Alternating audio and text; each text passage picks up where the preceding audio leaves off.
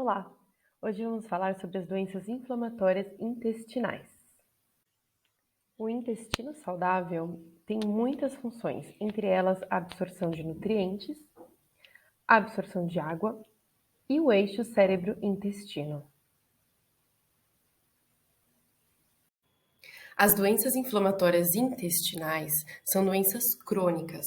Elas afetam o trato gastrointestinal e estão relacionadas à resposta exagerada do sistema imunológico às bactérias nocivas do organismo.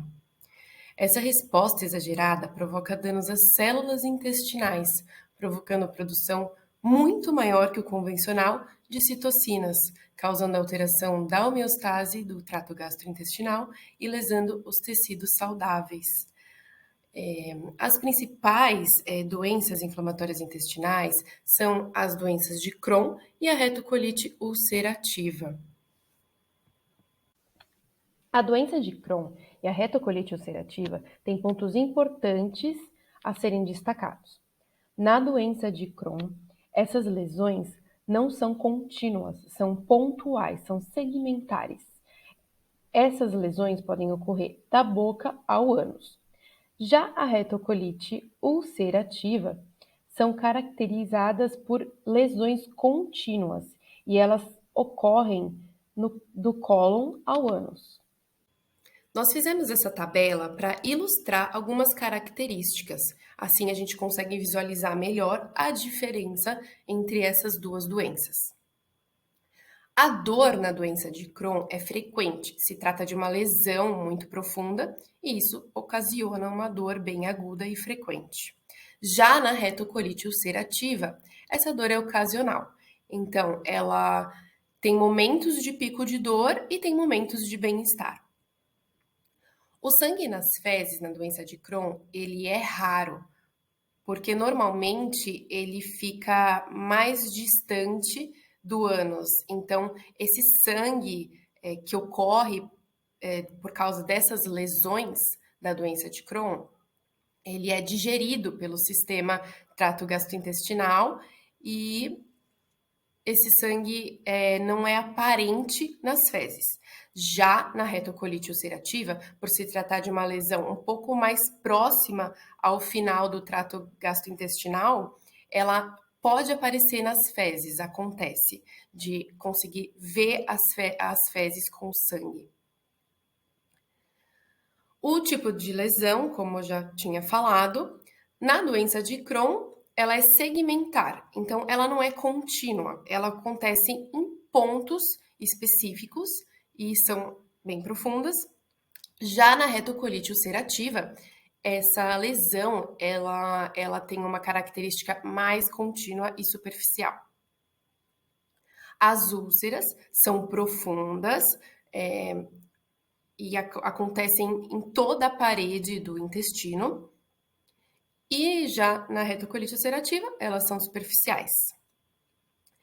A atrofia na mucosa, na doença de Crohn, não ocorre. Já na retocolite ulcerativa, isso é bem frequente, acaba ocorrendo sim. A presença de granulomas na doença de Crohn é frequente ocorrer. O sistema imunológico deixa com que essas bactérias nocivas entrem na parede do intestino, causando esses granulomas. É uma resposta de defesa do organismo descontrolada, um pouco exagerada, e eles vão fazendo uma bolsa em volta dessas bactérias nocivas, que são conhecidas por granulomas. Na retocolite ulcerativa, isso não ocorre, porque não existe essa deficiência específica. Se trata de uma outra deficiência. O envolvimento do cólon.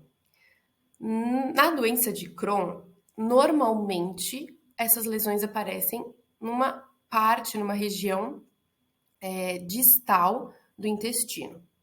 Já na retocolite ulcerativa, fica normalmente na proximal. As lesões perianais na doença de Crohn são comuns por se tratar de uma doença que pode ocorrer em todo o trato gastrointestinal.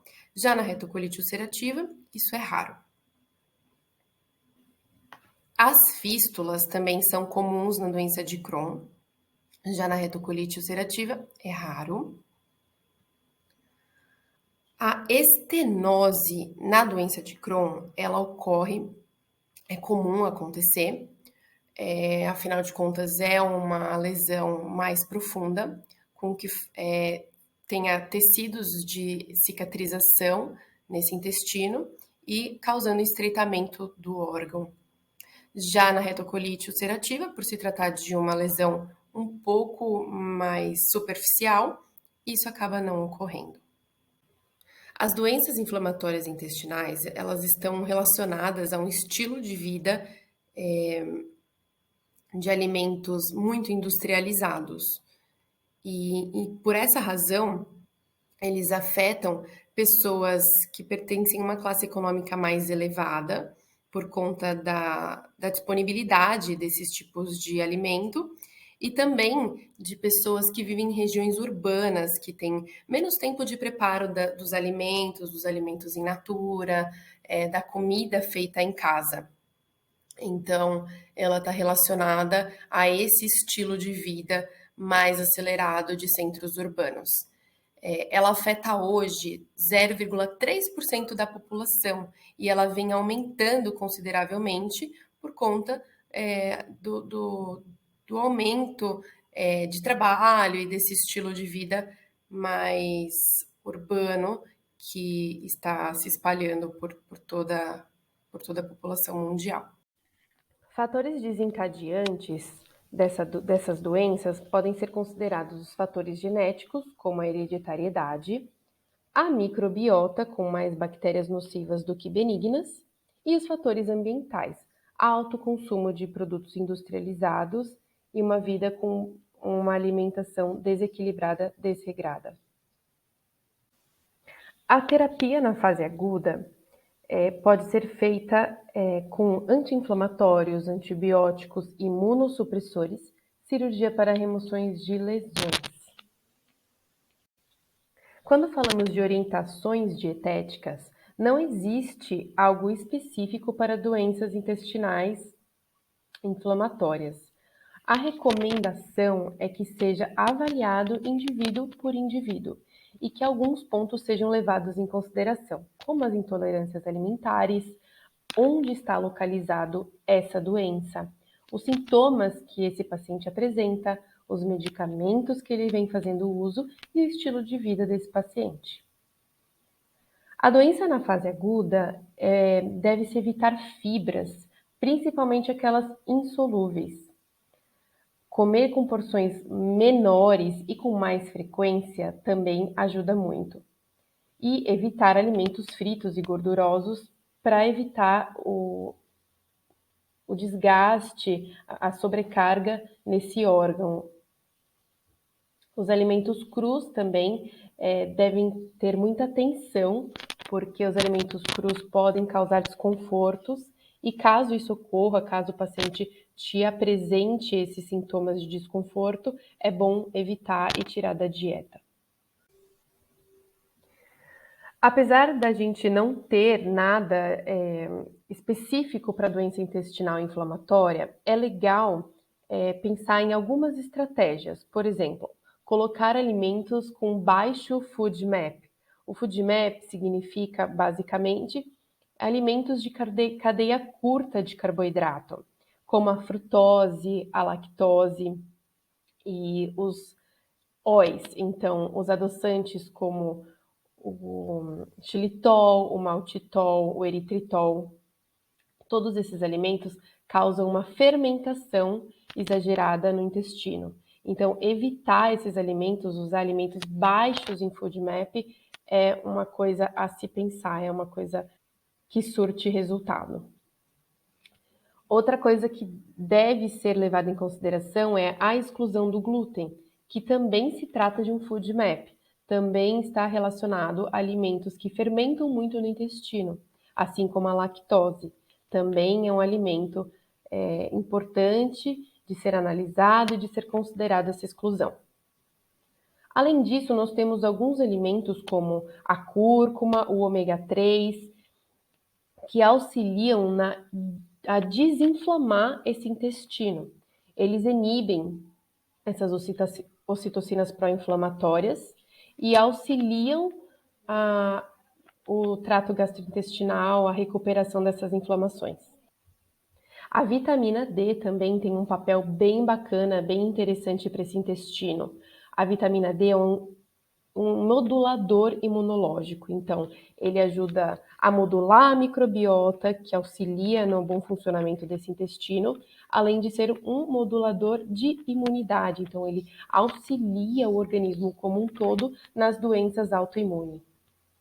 Claro que falando de intestino, a gente não pode descartar os probióticos e os prebióticos. Os probióticos são bactérias benignas para o nosso corpo e hoje se faz muito uso de suplemento desses probióticos. Acontece que toda a suplementação desses probióticos, que não provém da alimentação, e sim de uma suplementação, deve ser administrado com muita atenção, porque esse paciente pode ter lesões sérias nesse intestino, principalmente na fase aguda da doença, e pode ocorrer uma translocação da bactéria para o organismo, para a corrente sanguínea, causando danos muito sérios para esse paciente. Então, o probiótico deve ser feito na fase de remissão da doença e mesmo assim com muita cautela. Falando agora do pré-biótico, pré-biótico são fibras alimentares que alimentam essas bactérias benignas. Os probióticos podem ser encontrados em grandes quantidades nos alimentos ricos em fibra, como as verduras, as frutas, e entre outros. Esse prebiótico é muito importante para manter essa flora com bactérias benignas e uma flora bem povoada com essas bactérias do bem. Aqui é uma tabela das necessidades dos micronutrientes para quem tem as doenças inflamatórias intestinais.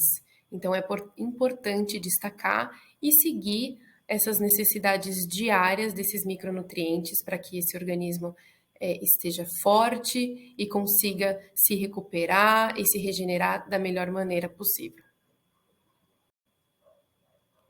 Existem muitos estudos sobre a dieta interal e parenteral e muitos benefícios foram apontados nessa dieta.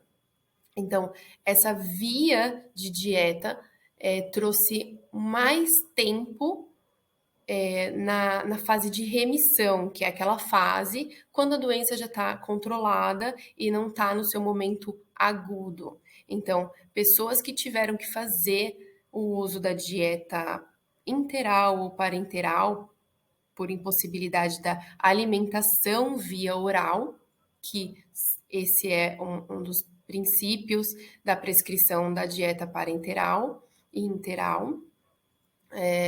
Esses pacientes eles permaneceram um tempo maior e mais equilibrado na fase de remissão da doença. Muito obrigada, espero que vocês tenham entendido o conteúdo. Até mais.